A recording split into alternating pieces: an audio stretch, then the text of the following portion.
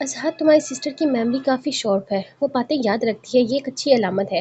अज़ाद ने कोमल को मेडिसिन दी थी और वो इसके ज़हरे से सो रही थी। तभी अज़ाद और अब्बास लान में आकर बैठे। अब्बास अज़ाद को देखता हुआ कहने लगा था, हाँ डॉक्टर्स कहते तो हैं इसे कुछ अर्सा लगेगा इस फेज़ से निकलने में।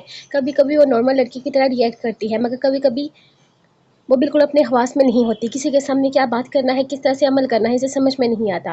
अज़हद के लहजे में अब सर्दी का रंग घुला हुआ था। तुम्हारी सिस्टर ठीक हो सकती है, थोड़ी ज़्यादा मेहनत और तवज्जो से, मुझे यकीन है। अब्बास अज़हद को उदास देखकर इसकी उम्मीद बांधता हुआ बोला, तो अज़हद अफसरदगी से मुस्कुराया था। टाइम और तवज्जो ही तो देते आ रहे हैं पिछले 1 साल से। अज़हद अब्बास को कहते अज़हद अब्बास को कहने लगा। अब्बास से बात करते हुए इस वक्त वो अपनी शख्सियत से बिल्कुल उलट लग रहा था। अगर तुम माइंड नहीं करो तो कोमल के साथ में थोड़ा सा टाइम स्पेंड कर लिया करो। अब्बास की बात पर अज़हद ने चूं कर से देखा था। सॉरी अगर तुम्हें बुरा लगा तो। मेरा मतलब है ऐसे केसेस में घर वालों की तवज्जो के अलावा अगर कोई ऐसा इंसान जिसे कोमल अपना दोस्त समझे तो वो अच्छा महसूस करेगी कि हर नॉर्मल इंसान की तरह इसका भी एक दोस्त है। बस ऐसे ही कुछ सोचकर बोला था मैंने। अब्बास अज़हद के संजीदा तस्वीरात देखकर इसे अब्बास से हंस देने लगा। तुम्हें मालूम है अब्बास, जब मैं पाकिस्तान वापस आया ना तो मेरी फसी और मकरम से दोस्ती हुई। इसके बावजूद मैंने अपनी दोस्ती को लिमिट में रखा है। मैंने कभी इन्हें अपने घर में आने की इजाज़त नहीं दी। जबकि तुमसे दूसरी मुलाकात में तुम्हें यहाँ रहने की ऑफ़र की। वजह जानते हो क्यों? क्योंकि थोड़ा बहुत ही सही, लेकिन मुझे लोगों की नीयतों का और उनके चेहरों से अंदाज़ा हो जाता है। मैंने अपनी बहन से बहुत प्यार करता हूँ और अगर तुम इसके फ्रेंड बनो तो मुझे यकीन है कि तुम इसके अच्छे दोस्त साबित होगे। अज़हद की बात सुनकर अब्बास ने शुक्र अदा किया था कि अज़हद ने इसकी बातों का गलत मतलब नहीं लिया था। अगर माइंड नहीं करो तो क्या मैं पूछ सकता हूँ कि आखिर क्या वजह हुई जो कोमल यूं अब्बास की बात पर अज़हद एक बार फिर चूंकर संजीदगी से देखने लगा। तभी मेन गेट से कार अंदर दाखिल हुई थी जिसमें से कौसर निकली। अज़हद की बात सुनकर फसल ने ड्राइवर को इसे लेने के लिए भेज दिया था। फिर कभी बताऊंगा, कौसर आ गई है, इसे कुछ ज़रूरी बातें करनी है। अज़हद मुस्कुराकर चेयर से उठता हुआ बोला तो अब्बास ने इस बात में सर हिलाया। वो समझ गया था कि वो समझ नहीं पाया कि अज़हद ने इसको टाला है या इनडायरेक्ट इनकार किया है, या वो वाकई इस बात में बताने का इरादा रखता था। अज़हद को जाता हुआ देखकर वो भी अपनी एनएक्सी में चला गया था एनेक्सी में चला गया था। हाँ तो क्या नाम बताया आपने डैड की पर्सनल सेक्रेटरी का? आज शाहनवाज की गैर मौजूदगी में अज़हद इसके ऑफिस में आया था।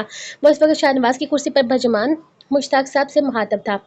नवीन नवीन मिर्ज़ा मैनेजर कश्मकश में मुब्तला था। वो शाहनवाज या नवीन के मतलब पर्सनल इन्फॉर्मेशन किसी को नहीं दे सकता था, मगर यहाँ शाहनवाज का बेटा ही आकर से पूछताछ में लगा हुआ था, इसलिए वह घबराता हुआ बोला, मुझे 20 मिनट के अंदर मालूम करके बताएं कि दुबई के किस होटल या वाला में वो दोनों मौजूद हैं, और ये टूर कितने परसेंट ऑफिशियल है, और इस सारी डिटेल से मुझे आगाह करें। अज़हद मैनेजर घबराए हुए चेहरे को देखकर संजीदगी से बोला था। जी सर। मैनेजर अज़हद से बोलता हुआ जाने लगा। मुश्ताक साहब, डैड इस कंपनी में 50% के मालिक हैं, जबकि 50% ही इस कंपनी में मेरा भी शेयर है। आपको बताने का मकसद सिर्फ इतना है कि अगर कुछ भी गलत इन्फॉर्मेशन दी गई तो अंजाम आपको भुगतना होगा। अज़हद मैनेजर को वार्न करता हुआ बोला था। Yes sir. मैनेजर ने एक बार फिर मजहब अंदाज में अज़हद को जवाब दिया। अब आप तशरीफ लेकर जाएं और इम्तियाज़ साहब को रूम में भेजें। अज़हद ने शाहनवाज के मतलब इन्फॉर्मेशन लेने के बाद आप ऑफिस के मामला के भी इन्फॉर्मेशन लेना ज़रूरी समझा था। अभी वो शाहनवाज की पर्सनल सेक्रेटरी के बारे में सोच ही रहा था जब इसने अभी तक नहीं देखा था, मगर अब इसको मामले को संजीदगी और करीब से देखना चाहता था, क्योंकि शाहनवाज के बदले हुए रंग और ढंग से अब इसके साथ साथ वजिया भी मशकूक होने लगी थी। तभी टेबल पर रखा हुआ फ़ोन बजा था। यस। अज़हद ने सोचू को झटकते हुए रिसीवर उठाया। सर को फसी साहब और मुकरम साहब आपसे मिलना चाहते हैं। पीए ने इसको आगाह किया था। ओके, अंदर भेज दो इन दोनों को। आज़ाद रिसीवर वापस रखा और इस दिन फार्म हाउस से वापसी के बाद फसी और मुकरम से इसकी आज मुलाकात हो रही थी। क्या बड्डी नाराज़ हो गया तू? कल से कुछ खबर ही नहीं है तेरी। फसी और मुकरम दोनों ऑफिस के रूम में आए। मुकरम आसाद से पूछने लगा था, जिनसे मैं नाराज़ हो जाऊँ इनको मुंह नहीं लगाता, जबकि तुम्हें मैंने खुद ही सुबह कॉल करके बताया था कि आज मैं ऑफिस आने का इरादा रखता हूँ। आज़ाद मुकरम को देखता हुआ बोला था, तुझे नहीं मालूम फार्म हाउस से जाने के बाद तूने क्या कुछ मिस कर दिया। क्या हसीना थी यार, कसम से मेरा तो नशा अभी तक नहीं उतरा। फसी फार्म हाउस का मंजर याद करता हुआ ठंडी आह भरकर बोला था, ये नशा तुम्हारा इसी दिन उतरेगा जब तुम्हें मालूम होगा कि तुम एड्स जैसी मुखलिक बीमारी में मुब्तला हो गए हो। अज़हद ने जितने आराम से कहा था, मुकरम हंसता हुआ फसी का मजाक उड़ाने लगा। ऐसी बददुआएं देकर डरा तो मत यार। फसी अब सीधा होकर बैठता हुआ बोला था, ओ तब तुम ये समझा कि परहेज भी है एड्स के डर से? मुकरम अज़हद को देखता हुआ पूछने लगा। इन हराफात में वो खुद भी ज्यादा पढ़ने का कायल नहीं था, मगर मौका महल देकर फसी का साथ दे दिया करता था, जबकि अज़हद ने शुरू से इस चीज़ से फासला रखा था।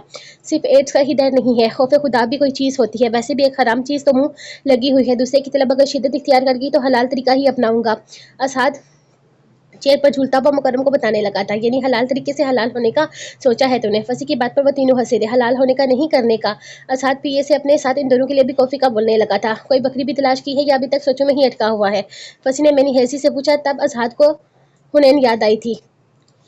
इस बात को छोड़ो, ये बताओ उसामा की बहन मरियम किस कॉलेज में पढ़ती है? अजहद फंसी से पूछने लगा, क्योंकि लड़कियों की इन्फॉर्मेशन इसी के पास ही मिल सकती थी। रेली उसामा की बहन? मुकरम हंसता हुआ अजहद से कंफर्म करने लगा। शट अप, कुछ पूछना है इससे?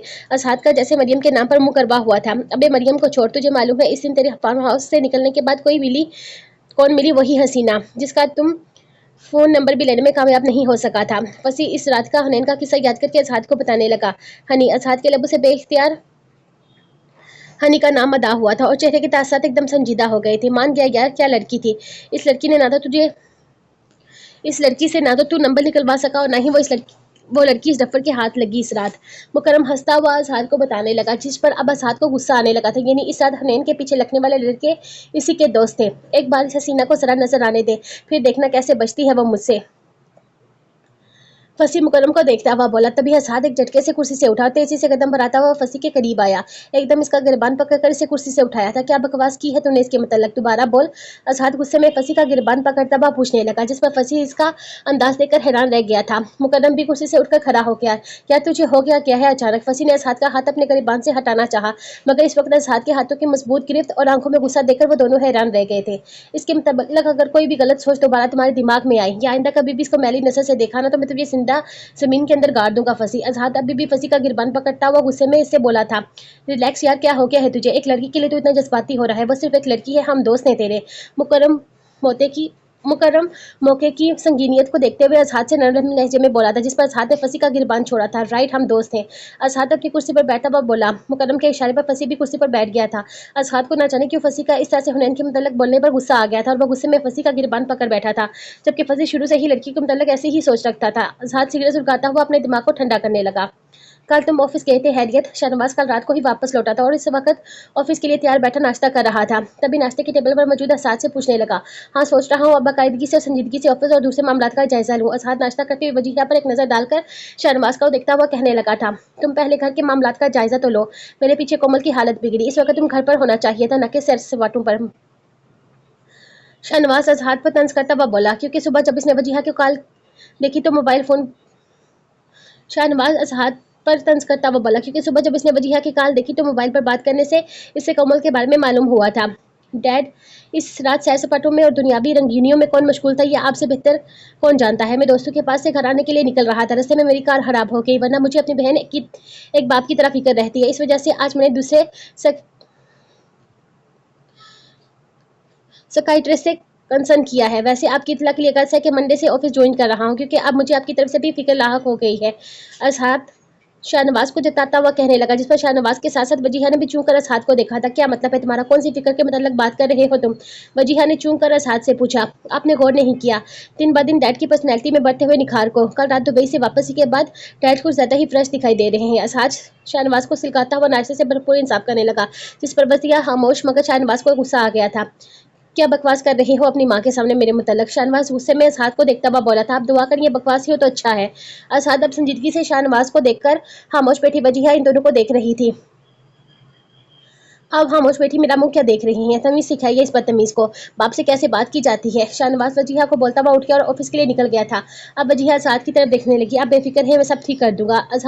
वजीहा के चेहरे आजाद वजीहा के हाथ पर हाथ रखकर इसे तसल्ली देता हुआ बोला था। जहां तक इसे मालूमात मिली थी, इसे आजाद ने यही नतीजा अखज़ किया था कि नवीन मिर्जा नामी सेक्रेटरी से शाहनवाज का अफेयर है। अब वो नवीन मिर्जा से ऑफिस में रूबरू मिलने का इरादा रखता था। कोसर से कहकर कोमल को रेडी करवाइए, जब तक मैं चेंज करके आता हूँ। आजाद वजीहा को सोचों में गुम देखकर बोला और कुर्सी से उठकर अपने कमरे की तरफ चला गया। हुनैन को नवीन का रात ही एयरपोर्ट से अपने साथ वापस घर ले आई थी। सोने से पहले इन दोनों ने काफ़ी सारी बातें की थी। सुबह नवीन तो ऑफिस के लिए रवाना हो गई थी, मगर हुनैन ने अपनी तबीयत में बेजारी महसूस करके कॉलेज से ऑफ कर लिया था। आज वो रेस्ट करना चाहती थी और सुबह से ही रेस्ट कर रही थी, इसीलिए अब आराम कर करके वो थक गई थी। तो इसने अपनी उजड़ी हुई वार्डरोब से सारे कपड़े निकालकर इन्हें सलीके से हैंग करना शुरू कर दिया। फार्म हाउस से वापसी के बाद मनीजा ने इससे हाथ के मतलब पूछा, मगर हुनैन टाल गई थी, क्योंकि इसको मालूम था कि वो जितना भी मनीजा को सच बताती कि वो अजहाद को नहीं जानती, मगर मनीजा इसकी बात पर कभी यकीन नहीं करती और अजहाद को इस बदतमीज इंसान को तो वो वाकई नहीं भूली थी। वार्डरोब सेट करने के बाद वार्डरोब के दराज में से अपनी दूसरी इस्तेमाल की चीजें निकालकर इसने बेड पर फैलाई थी। हुनैन बाजी, रात का खाना बना दिया है मैंने, अब मैं घर के लिए निकल रही हूँ। साबरा का रोजमर्रा का यही रूटीन था। रोज हुनैन के कॉलेज के आने के बाद घर की सफाई करना और फिर शाम का खाना बनाकर मगरिब तक वापस घर चले जाना। साबरा के जाने के बाद हुनैन ने बाहर का दरवाजा लॉक किया और खुद वॉशरूम चली गई। मुश्किल से 2 मिनट ही गुजरे होंगे कि इसे बाहर का दरवाजा खुलने की आवाज आई। नवीन के घर आने का सोचकर वो मुतमिन हो गई थी। असहाद हुनैन का एड्रेस कल ही मालूम कर चुका था, मगर बदला लेने के लिए नहीं। बदला तो इससे हुनैन ले चुकी थी, इसकी नींदें हराम करके। एड्रेस मालूम करने के बाद इसका दिल हुनैन के मुतल्लक सोचे जा रहा था, इसीलिए अपने दिल के हाथों मजबूर होकर इस वक्त वो हुनैन के फ्लैट के दरवाजे पर मौजूद था। पहले इसने सोचा वो शरीफों की तरह डोर बेल बजाने के बाद घर में दाखिल होगा, मगर हुनैन ने कभी भी आज़ाद को शरीफ नहीं समझा था। तो फिर इसने शरीफों वाला तरीका अपनाने के बजाय मास्टर की से दरवाजे का लॉक खोला और फ्लैट के अंदर दाखिल हो गया। फ्लैट के अंदर दाखिल होकर वह सरसरी जायजा लेता हुआ इस बेडरूम में दाखिल हुआ, जहाँ की लाइट ऑन थी। बेड पर खास किस्म का सामान बिखरा हुआ था, इसके होठ सीटी बजाने वाले अंदाज में सुखरे। ओनली 32 चीजों का तफसीली जायजा लेने के बाद वो मुंह में बड़बड़ाया था। इसकी नजर वॉशरूम की जलती हुई लाइट पर पड़ी तो वह सब कुछ एक साइड पर करता हुआ जूतों समेत बेड पर लेट गया था। बेड पर पड़ा हुआ पैकेट देख हाथ में बेड पर पड़ा हुआ पैकेट हाथ में उठाया, चेहरे पर बेगैरती वाली मुस्कुराहट सजाए वो इसे गेंद की तरह उछालता हुआ हुनैन के बाहर निकलने का इंतजार करने लगा। हुनैन वॉशरूम से बाहर निकली, जो कि अपने ड्रायर सेट करने का इरादा रखती थी। सामने बेड पर हाथ को लेटा हुआ देखकर बेख्तियार इसके मुंह से चीख निकली। हाथ बेड पर लेटा हुआ, हाथ में इसकी इतनी पर्सनल चीज लिए। हुनैन का चेहरा शर्मिंदगी से और फिर गुस्से से सुर्ख होने लगा था। बैड डियर, वेरी बैड, असहाद ने कमीनगी से बोलते हुए पैकेट हुनैन के ऊपर उछाला। अब वो हुनैन को देखता हुआ मुस्कुरा रहा था।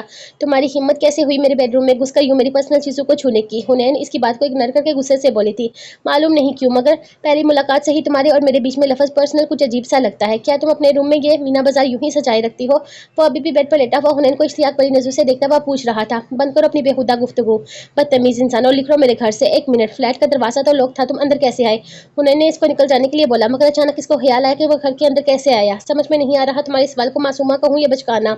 आज़ाद बैठ से उठकर हुनैन के करीब आता हुआ बोला, क्या चाहते हो तुम? देखो तुम अपना बदला मुझसे ले चुके हो। हुनैन अपने सामने खड़े आज़ाद को देखकर बोली तो वह मजीद पड़ता हुआ हुनैन के पास आया। हुनैन पीछे की तरफ कदम बढ़ाने लगी थी। क्या चाहता हूँ मैं, यही तो मुझे भी सोचे जा रहा हूँ, और इस उलझन को ही तो सुलझाने के लिए तुम्हारे पास आया हूँ, मगर तुम्हें देखकर तो मैं मजीद उलझ गया हूँ। हुनैन मजीद पीछे होती हुई दीवार से जा लगी थी। आज़ाद इसके नजदीक आकर गौर से इसको देखता हुआ बोले जा रहा था, देखो तुम अब मुझे परेशान कर रहे हो, प्लीज यहाँ से चले जाओ। हुनैन को इसका अपने इतने करीब देखकर घबराहट होने लगी थी। डिस्टर्ब पहले तुमने मुझे किया है, मैं अपने आप में उलझ कर रह गया हूँ, और इस उलझन को सुलझाने के लिए तुम्हें अब मुझसे मिलना पड़ेगा, क्योंकि अब ये एक मुलाकात मुझे काफ़ी नहीं लग रही। अगर तुम मुझे कल मिलने आती हो तो मैं अभी और इसी वक्त एक शरीफ आदमी की तरह तुम्हारे घर से चला जाऊंगा, नहीं तो मेरी बदतमीजियों से अब तक तुम अच्छी तरह से वाकिफ तो हो ही गई होगी। असहाद इसके मजीद करीब आकर अपना चेहरा हुनैन के चेहरे के तरफ झुकाता हुआ इसे कहने लगा था, तुम मुझे इस तरह से ब्लैकमेल नहीं कर सकते। मैं तुम पर वाजिया कर चुकी हूँ कि मैं वैसी लड़की नहीं हूँ। तुम अपने ये डायलॉग से इस लड़की के सामने बोलो जो तुम्हारे इस स्टाइल से इंप्रेस हो। हुनैन का सर बामुश्किल असहाद के कंधे को छू रहा था। हुनैन इसके सीने पर अपने दोनों हाथ रखकर असहाद को पीछे हटाने लगी, ताकि अपने फरार का रास्ता बना सके। तुम मुझे वो स्टाइल बताओ जिससे तुम्हें इंप्रेस होगी। असहाद अपने सीने पर रखे हुनैन के दोनों हाथों को पकड़कर दीवार पर लगाता हुआ मजीद हुनैन के चेहरे के आगे झुका। असहाद गौर से हुनैन के होठों को देख रहा था, जबकि हुनैन घबराती हुई इसकी नजरों को डोरबेल की आवाज पर वो दोनों चूके थे। आई थिंक आप ही आ गई, ओ गॉड, अब क्या होगा? हुनैन एकदम परेशान हो गई थी और बौखलाती हुई बोली। असहाद इसके दोनों हाथों को आजाद करके पीछे हटा और इसके परेशान चेहरे को देखकर मुस्कुराने लगा। अरे वाह, आप ही जी भी आ गई, चलो अच्छा है, इनसे भी मुलाकात हो जाएगी आज। असहाद बोलता हुआ कमरे से निकलने लगा। तब ही हुनैन ने इसका बाजू पकड़ा था। रुको, तुम कहाँ जा रहे हो? जमीन के बारे में सोचकर तो हुनैन की जान पर बनाई थी। वो परेशान होती हुई असहाद से पूछने लगी, दरवाजा खोलने आप ही जी के लिए। असहाद हुनैन से अपना बाजू छुड़वाकर नॉर्मल से अंदाज में बोला और दोबारा कमरे से बाहर निकलने लगा तो हुनैन इसके सामने आई थी। तुम्हारा दिमाग तो खराब नहीं हो गया? आप ही तुम्हें यहाँ देकर मुझे जान से मार डालेंगी। तुम दरवाजा नहीं खोल रहे हो, बल्कि बैक डोर से वापस जा रहे हो। हुनैन इसको देखकर जल्दी से बोली थी, और तुम्हें ऐसा क्यों लग रहा है कि मैं तुम्हारी बात मानूंगा? असहाद हुनैन का घबराया हुआ चेहरा देखकर आराम से पूछने लगा था, असहाद प्लीज, आप ही तीसरी बेल के बाद खुद दरवाजे का लॉक खोले, यहाँ से। असहाद प्लीज, आप ही तीसरी बेल के बाद खुद दरवाजे का लॉक खोलेगी, यहाँ से चले जाओ। हुनैन अब रो देने वाली हुई थी और असहाद से मिन्नत करने लगी। असहाद को हंसी के साथ हैरत भी हो रही थी कि वो अपनी बहन से किस कदर डरती थी। रिलैक्स डार्लिंग, मैं यहाँ से चला जाता हूँ, लेकिन कल मैं तुम्हारा कॉलेज ऑफ होने के बाद इंतजार करूंगा। अगर तुम मुझे वहाँ नहीं मिली तो मैं शाम में दोबारा तुम्हारे पास आऊंगा, तुम्हारे बेडरूम में, तुम्हारे बेहद नजदीक। असहाद इसको देखता हुआ प्यार भरी धमकी देकर ड्राइंग रूम के रस्ते से बाहर निकल गया था। वैसे ही नवीन चाबी से दरवाजे का लॉक खोलकर फ्लैट के अंदर दाखिल हुई थी। सुबह का आगाज हुआ तो अब्बास अपने लिए कॉफ़ी बनाकर, हाथ में कॉफ़ी का मग था, मैं अपने बेडरूम में दाखिल हुआ था। कॉफ़ी का मग साइड पर रख टेबल पर रख कर इसने साइड टेबल पर रखा फ्रेम उठाया। अब वो फ्रेम में मौजूद तस्वीर को देख रहा था। कल रात आने से मोबाइल पर बात हुई थी मेरी, तब मालूम हुआ इनकी तबीयत ठीक नहीं। ऑफिस वापसी पर अब इनसे मिलता हुआ आऊँगा। तुम्हें इसलिए बता रहा हूँ ताकि तुम कहती थी कि मैं हमेशा अपने पापा और मम्मी की तरह किसी भी रिश्तेदार से तलक नहीं रखना चाहता। तो अब देख लो, मैं तुम्हारी बात को वैल्यू दे रहा हूँ, तुम्हारे घर जाकर। अब्बास फ्रेम में मौजूद तस्वीर से बातें करने लगा, फिर तस्वीर को वापस टेबल पर रखकर वॉशरूम में चला गया था। चल मेरे घोड़े टिक टिक टिक, चल मेरे घोड़े टिक टिक टिक। कोमल हाथ में फुटबॉल को फर्श पर मारती हुई लॉन्ग फ्रॉक के ऊपर दो पोनियां बांधे एनेक्सी के अंदर दाखिल हुई। लिविंग एरिया क्रॉस करती हुई बेडरूम में आई, साथ ही साथ हाथ में मौजूद फुटबॉल इसने जोर से सामने दीवार पर मारनी चाहिए, मगर फुटबॉल दीवार के बजाय साइड टेबल पर भाप उड़ाती कॉफी के मग से टकराई। कॉफी का मग बराबर में रखे फ्रेम पर लगा और दोनों ही चीजें नीचे गिरी थी। यस, कोमल हाथ मुक्का बनाकर मुट्ठी जोर से हिलाती हुई अपने कारनामे पर खुशी का इजहार करती हुई बोली थी। शोर की आवाज सुनकर अब्बास वाशरूम से बाहर निकला। कॉफी का मग जो कि चंद सेकंड पहले ही इसने टेबल पर रखा था, वो नीचे जमीन पर लटक रहा था और गुस्सा इसे फ्रेम के गिरने पर आया था, जिसकी खिड़कियां फर्श पर बिखरी हुई थी और दिया की तस्वीर पर खोलती हुई कॉफी गिर चुकी थी। अब्बास की नजर दरवाजे पर खड़ी कोमल पर पड़ी, जो बड़ा सा मुंह खोले अपने कंधे लहराती हुई हंस रही थी। ये क्या किया है तुमने? अब्बास गुस्से में कोमल को देखता हुआ इससे पूछने लगा था। शाट मारा था। कोमल फकस इसको अपना कारनामा बताने लगी। तुम्हें मालूम है तुमने मेरा कितना नुकसान किया है? अब्बास घूरता हुआ कोमल के पास आकर इसे पूछने लगा था। फ्रेंड गुस्सा नहीं करते। कौमी के घर में बहुत सारे कॉफी के मग्स हैं, वो तुम्हें इनमें से एक लाकर दे देगी। कोमल अपने नए फ्रेंड्स की नाराजगी से डरती हुई बोली थी। मैं कॉफी के मग की बात नहीं कर रहा, बल्कि इस तस्वीर की बात कर रहा हूँ जो तुम्हारी इस पिचकाना हरकत की वजह से खराब हो गई। अब्बास कोमल को घूरता हुआ बोला था। कोमल सर पीछे करके फर्श पर गिरी तस्वीर को देखने लगी, जिस पर गर्म कॉफी अपने निशान छोड़ चुकी थी। ये भी तुम्हारी फ्रेंड है? कोमल अब्बास का गुस्सा इग्नोर करते हुए मासूमियत से पूछने लगी। नहीं, ये मेरे लिए फ्रेंड से भी ज्यादा है। उसकी तस्वीर को तुम नुकसान पहुंचा चुकी हो, इसलिए इस वक्त यहाँ से सीधी शराफत से चली जाओ। अब्बास ने कोमल का बाजू पकड़कर इसे अपने बेडरूम से बाहर निकाला और बेडरूम का दरवाजा बंद कर लिया। तुम फ्रेंड नहीं हो, तुम अंकल हो। कौमी बेबी अब तुमसे कभी बात नहीं करेगी। कोमल खिड़की से झांककर से मुंह चिढ़ाते हुए वहां से चली गई थी। गुस्सा करने की वजह से अब अब्बास फ्रेंड से दोबारा अंकल बन चुका था। आज बे आज एक बहुत बड़ा प्रोजेक्ट शाहनवाज की कंपनी को मिला था, जिसकी खुशी में इसने शहर के मशहूर होटल में पार्टी रखी थी। सारे बड़े बड़े बिजनेसमैन और दूसरी कंपनी के मालिक इस पार्टी में मौजूद थे। आज के दिन पार्टी के लिए नवीन ने खास अपने लिए ड्रेस बनवाया था और वो मुसलसल शाहनवाज के साथ इसके दोस्त अहबाब और मुख्तलिफ लोगों से मिल रही थी, जबकि हुनैन एक कोने की टेबल पर बैठी मुसलसल नवीन को देख रही थी। नवीन ने इसे अपने साथ चलने से मना भी किया था, क्योंकि ये एक बिजनेस पार्टी थी। नवीन को मालूम था वो यहाँ आकर बोर हो जाती, मगर वो नवीन से जिद करके यहाँ पर आई थी, क्योंकि आज कॉलेज ऑफ होने से आधा घंटे पहले ही वो कॉलेज से निकल आई थी, ताकि अजहाद को इससे सामना ना हो सके। यहाँ भी वो नवीन के साथ इसी वजह से आई थी कि कहीं अजहाद इसे कॉलेज में मौजूद ना पाकर आज दोबारा घर पर आए तो इसे हनेन ना मिले। मगर यहाँ पर मुझे सब लोगों को चेहरे पर आर्टिफिशियल मुस्कुराहट सजाए एक दूसरे से बातें करते देखकर वो वाकई बोर हो रही थी, इसलिए चेयर से उठकर बीच से निकलती हुई होटल की इस जगह पर चली गई जहाँ कोई मौजूद नहीं था। यह होटल की बैक साइड थी। हर थोड़ी देर बाद कोई एक आधा वेटर ही वहां से गुजरता। करीब ही बड़े से स्विमिंग पूल के पास हनेन बैठ गई थी। नवीन के बॉस इसे बहुत अच्छे लगे। वो हुनैन से बहुत शफकत से मिले थे और इसे ऐसे ही डिसेंट लोग पसंद थे। और एक वो था अजहाद। एकदम इसकी सोचों का रुख अजहाद की तरफ गया था, जिसका इंप्रेशन हुनैन पर पहली मुलाकात से ही अच्छा नहीं पड़ा था। थोड़ी बहुत इंसानियत इसने दूसरी मुलाकात में दिखाई थी, तो आखिर में क्या किया? लड़कियों से कैसे से बात की जाती है, शायद ये बात इसको छूकर भी नहीं गुजरी थी, या फिर वो था ही बेबाक और बदतमीज किस्म का। जो भी था, हुनैन को इसका यूं बेडरूम में आना जरा भी पसंद नहीं आया था। वो सारी बातें नवीन को कैसे बता सकती थी? नवीन चाहे इसके लिए कितने ही नखरे क्यों ना उठाए या कितनी ही जिद पूरी कर ले, मगर किसी किसी मामले में वो हुनैन के साथ काफी ज्यादा सख्त हो जाती थी। हुनैन स्विमिंग पूल पर दायरे की शक्ल में बने टाइल्स पर बैठी हुई अपनी सोचों में मगन थी। तुम यहाँ क्या कर रहे हो? शाहनवाज की नजर अपनी तरफ आते हुए हाथ पर पड़ी, जो ब्लैक डिनर सूट में मबलूस चलता हुआ इसकी तरफ आ रहा था। इसके करीब आते ही शाहनवाज ने इससे पूछा था, अब की जासूसी डैड? जितनी संजीदगी से शाहनवाज ने सवाल किया था, इतनी ही संजीदगी से हाथ ने जवाब दिया। हाथ की बात सुनकर शाहनवाज के चेहरे के जाविये बिगड़े, तो हाथ शाहनवाज की ताकत देकर मुस्कुराने लगा था। रिलैक्स जोक था। मैंने सोचा कल से ऑफिस ज्वाइन करना ही है, क्यों ना आज इस पार्टी में शिरकत कर ली जाए, ताकि आप अपने बेटे का तारफ दूसरे लोगों से भी करवा दे। अजहद अब नॉर्मल अंदाज में शाहनवाज से बोला, तो शाहनवाज इसे अपने साथ लेकर पार्टी में मौजूद दीगर अफराद से मिलवाने लगा।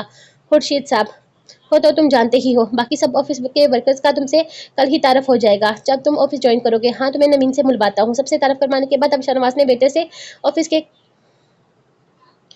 कोलिग्स के साथ बैठी हुई नवीन को बुलाने के लिए कहा था। फिर शाहनवाज का कोई दोस्त आ गया, तो शाहनवाज अजहाद को इससे मिलवाने लगा। सर, आपने बुलाया? नवीन की आवाज़ पर शाहनवाज के साथ साथ अजहाद ने भी पलट कर नवीन को देखा था। हाँ नवीन, मैंने तुम्हें अजहाद से मिलने के लिए बुलाया। यह है मेरा बेटा अजहाद, तो यह कल से ही ऑफिस ज्वाइन करेगा। और अजहाद, यह है मेरी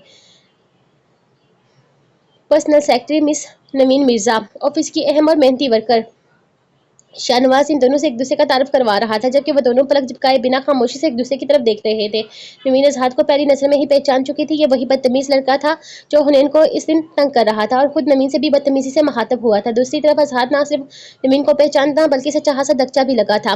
नवीन की शक्ल देखकर लगा था कि इसके वहम गुमान में भी नहीं था कि हुनैन की बहन इसके डैड की पर्सनल सेक्रेटरी हो सकती है। क्या तुम दोनों पहले से एक दूसरे को जानते हो? शाहनवाज इन दोनों की खामोशी का नोट्स लिया। वो दोनों ही खामोशी से एक दूसरे को देख रहे थे। नहीं, इतना खास नहीं जानते, एक बार सरसरी सी मुलाकात हुई थी। वेल, आपसे मिलकर खुशी हुई मिस्टर अजहर शाह। नवीन ने न चाहते हुए भी इखलाकियात निभाते हुए जबरदस्ती का मुस्कुरा कर कहा और साथ ही साथ हाथ में हिलाने के लिए हाथ आगे बढ़ाया, जो कि बिजनेस पार्टीज में आम सी बात थी। मगर मुझे भी कोई खास खुशी नहीं हुई तुमसे मिलकर। अजहर इसके अपनी तरफ बढ़े हुए हाथ को इग्नोर करता अपने दोनों हाथ तक पैंट की पॉकेट में डाले नवीन को देखकर संजीदगी से बोला, जिस पर नवीन की मुस्कुराहट गायब होने के साथ साथ शाहनवाज के चेहरे पर भी संजीदगी आ गई थी। ये क्या बदतमीजी है अजहर? नवीन ने अपना बड़ा हुआ हाथ नीचे किया तो शाहनवाज नकवारी से अजहर को देखता हुआ बोला था, बदतमीजी कैसी डैड? जो कि मैंने इसके बारे में फील किया वही इसको बोला। अजहर शाहनवाज को बोलता हुआ वहां से चला गया था। तुम फील मत करना, थोड़ी लापरवाह टाइप की नेचर है अजहर की। अजहर के जाने के बाद शाहनवाज नवीन को देखता हुआ बोला था, इट्स ओके, मेरे ख्याल में अब मुझे भी चलना चाहिए। नवीन शाहनवाज की तरफ देखकर मुस्कुराती हुई बोली, मगर इससे पहले के मुकाबले में आज अजहर पर और भी ज्यादा गुस्सा आया था। इतनी जल्दी क्यों? शाहनवाज नवीन को देखता हुआ पूछने लगा। हनी बोर हो रही होगी शाहनवाज। नवीन अब बात शाहनवाज से कर रही थी, मगर इसकी आंखें चारों तरफ हुनैन को ढूंढ रही थी। ओके, चली जाना, 5 मिनट के लिए मेरे साथ आकर मिस्टर रहमान से मिलो, वो पूछ रहे थे तुम्हारा। शाहनवाज नवीन को देखता हुआ बोला तो नवीन को इसके साथ चलना पड़ा, मगर इसका दिमाग अजहर को यहाँ देखकर अब हुनैन में अटक गया था। अगर हनी की बहन डैड की पर्सनल सेक्रेटरी है तो डैड और हनी की बहन के स्कैंडल की खबरें आजकल मूव कर रही हैं। मतलब डैड का फिर हनी की बहन के साथ कुछ था जो अजहर को बहुत ज्यादा बुरा लग रहा था। वो 2 पैक चढ़ाकर वहां से निकलकर पुल वाली साइड पर आया जहां पहले से हनैन मौजूद थी। वो पुल के करीब बैठी हुई अपनी सोचों में गुम थी। किसी को अपने करीब आता देखकर सोचों के भंवर से निकली। चमकते हुए शूज पर नजर पड़ने के बाद हुनैन ने सर उठाकर अपने सामने खड़े अजहर को देखा था। तुम यहाँ पर भी पहुंच गए?